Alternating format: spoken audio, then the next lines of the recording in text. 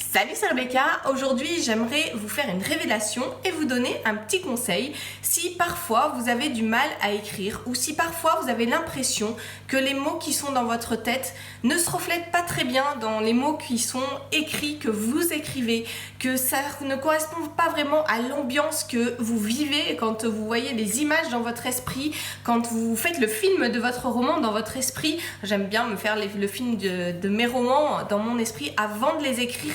Et je pense que c'est vraiment quelque chose qui peut aider parce que si on pense à ces scènes avant de les mettre sur papier, ça sera plus facile. Et en fait, parfois, on est un peu déçu parce que voilà, on s'imaginait quelque chose d'extraordinaire, je vous l'ai dit dans ma vidéo de lundi, et finalement, c'est pas ça qu'on arrive à mettre en mots. Si c'est votre cas, ne vous inquiétez pas, c'est pas grave, et je vais vous faire une révélation, quelque chose que j'ai expérimenté au cours de ces années d'écriture. Je vous ai dit hier, il faut surtout pas se dire je remets à demain parce que c'est vraiment la pire chose à faire. Demain, ça sera pas mieux.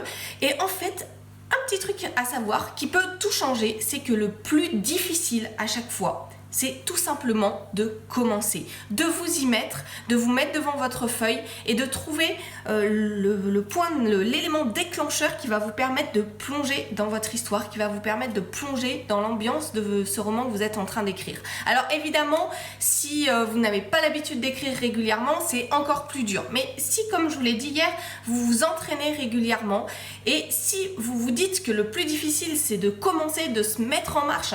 Hier, j'ai pris l'exemple du sport.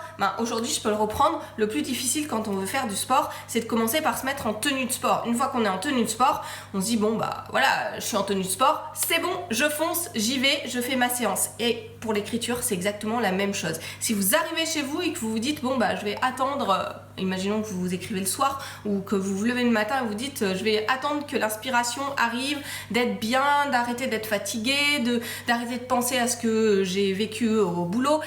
Vous n'allez jamais vous mettre à écrire.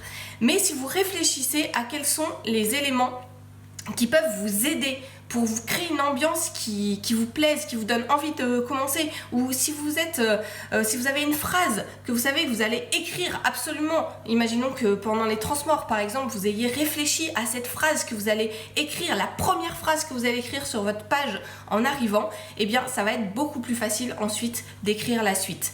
Repoussez cette pensée qui vous dit tu es pas capable de commencer, ou il faut absolument que cette première phrase soit excellente, soit le reflet de tout ce que vous avez dans la tête, de toutes ces images, exprimer exactement les émotions, etc. Peu importe si c'est pas le cas, réfléchissez à cette première phrase que vous pouvez écrire pour votre scène du jour, et puis écrivez-la et enchaînez derrière sans vous poser de questions, sans vous limiter, sans vous dire que ce que vous écrivez c'est pas bien, parce que vous aurez le temps de corriger ensuite, vous aurez le temps de revenir sur votre brouillon. Ce que vous écrivez c'est un brouillon, pendant la phase de rédaction c'est vraiment important de se laisser libre.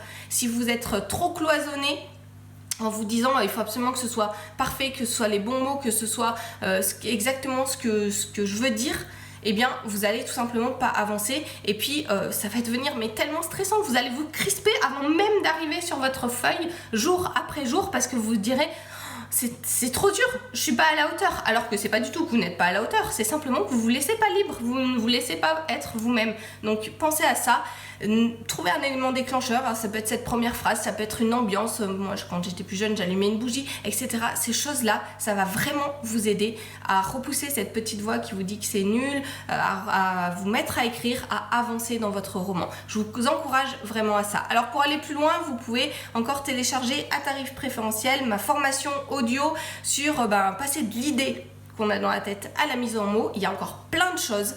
Et c'est pas que des éléments psychologiques, il y a aussi des outils d'aide que vous pouvez avoir pour arriver à mieux écrire, pour arriver à mieux transmettre les émotions, les images que vous avez dans la tête. Je vous explique tout dans cette formation, je vous mets le lien dans la description de cette vidéo.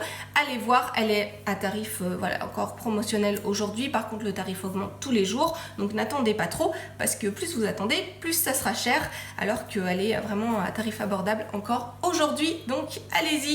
Et puis je vous retrouve derrière avec tous les conseils, toutes les choses que j'ai expérimentées tout au long de mes années d'écriture qui m'ont aidé à aller plus loin, à écrire rapidement, à à me libérer, à pouvoir être moi-même dans ce que j'écris. Donc voilà, je vous transmets tout ça pour que vous aussi vous puissiez écrire un roman qui vous plaise d'abord à vous et puis qui soit capable aussi de plaire à vos lecteurs.